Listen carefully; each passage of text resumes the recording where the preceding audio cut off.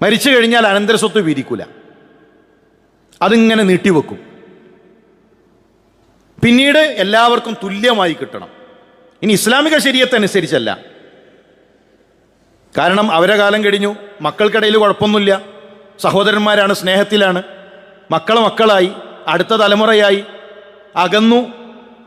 പണ്ട് പറഞ്ഞ ആ സ്നേഹവും കാര്യമൊന്നും ഉണ്ടാവില്ല. ഇപ്പോഴെന്താ? ഇപ്പം എല്ലാവർക്കും തുല്യമായി കിട്ടണം. എത്ര സ്വത്തുക്കളാണ്, എത്ര സ്ഥലങ്ങളാണ് അതിൻ്റെ അവകാശികളിലേക്ക് എത്താതെ കിടക്കുന്നത്.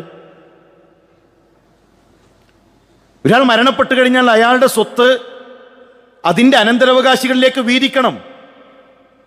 അപ്പോൾ ഒരു പെങ്ങൾ സ്വത്ത് ചോദിച്ചാൽ പറയോ അവൾക്ക് സ്വത്തിന് ആർത്തിയാണ്, അവന് മരിക്കാൻ കാത്തു നിൽക്കാണ് പൈസ ചോദിക്കാൻ. അത് അവരുടെ ഹക്കാണ്, അവരുടെ സമ്പാദ്യമാണ്. മരണപ്പെട്ടു കഴിഞ്ഞാൽ സ്വത്ത് അതിൻ്റെ അനന്തരാവകാശികളിലേക്ക് നീങ്ങി. ആ മനുഷ്യൻ അയാളുടെ ഹക്ക് ചോദിക്കുന്നതിൽ എവിടെയാണ് ആർത്തി വരുന്നത്? എന്നിട്ട് ആ സ്വത്ത് വീതിക്കാതെ കാലം ഇങ്ങനെ കടിച്ചു കൂട്ടുന്ന അവസ്ഥ. അതിനുശേഷം തുല്യമായി വീതിക്കണം, എനിക്കത് മുഴുവൻ കിട്ടണം.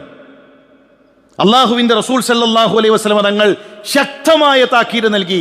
മനിഖ്തത ഹഖ്ഖ ഇംരിഇൻ മുസ്ലിമിൻ ബിയമീനി, കള്ളസത്യം ചെയ്ത് അനർഹമായി മറ്റൊരാളുടെ സമ്പത്ത് കൈവശപ്പെടുത്തിയാൽ നിനക്ക് അള്ള കണക്കാക്കിയ ശരീഅത്തിന്റെ ഒരു കണക്കുണ്ട്, അള്ള നിശ്ചയിച്ചൊരു വിഹിതമുണ്ട്. അതിനപ്പുറത്തൊരു വിഹിതം അർഹമല്ലാതെ നേടിയെടുത്താൽ ഹറമല്ലാഹു അലൈഹിൽ ജന്ന വഔജബ ലഹുന്നാർ, സ്വർഗം നിഷിദ്ധാണ്. ദുനിയാവിൽ കിട്ടും, ദുനിയാവിൽ ചിലപ്പോൾ ജയിക്കും. 2 വക്കീൽ നോട്ടീസും 2 ഞെട്ടിക്കലും ഉണ്ടാക്കി കഴിഞ്ഞാൽ ദുനിയാവിൽ ചിലപ്പോൾ നമ്മളിങ്ങനെ ജയിച്ചു നിൽക്കും. ബാക്കിയുള്ളവരൊക്കെ നമ്മളെ മുന്നിൽ അവരിങ്ങനെ താഴ്ന്നു നിൽക്കും. പരലോകം പോകും. സ്വഹാബത്ത് ചോദിച്ചു, വഇൻ ശൈഇൻ യസീർ, നബി ഒരു ചെറിയ കാര്യമാണെങ്കിലോ? ഈ സ്വർഗം നരകം എന്നൊക്കെ പറഞ്ഞ വലിയ കാര്യത്തിനല്ലേ. ചെറിയ കാര്യമാണെങ്കിലോ? വഇൻ ഖലീബ് മിൻ അറാഖ്, അറാഖിൻ്റെ ഒരു കഷ്ണാണെങ്കിലും. അവിടെ കാണുന്ന മരങ്ങളുണ്ടല്ലോ, മരുഭൂമിയിൽ നിങ്ങൾ കാണുന്ന അറാഖിൻ്റെ ചെടി ഉണ്ടല്ലോ, അതിൻ്റെ ഒരു കമ്പാണ് അനർഹമായി നിങ്ങളുടെ സ്വത്തിൽപ്പെടാത്തത് കൈവശപ്പെടുത്തുന്നത് എങ്കിൽ നാളെ പരലോകം പോകും, ആഖിറം നഷ്ടപ്പെടും. ഖാല റസൂലുള്ളാഹ്, അല്ലാഹുവിൻ്റെ റസൂൽ സല്ലല്ലാഹു അലൈഹി വസല്ലം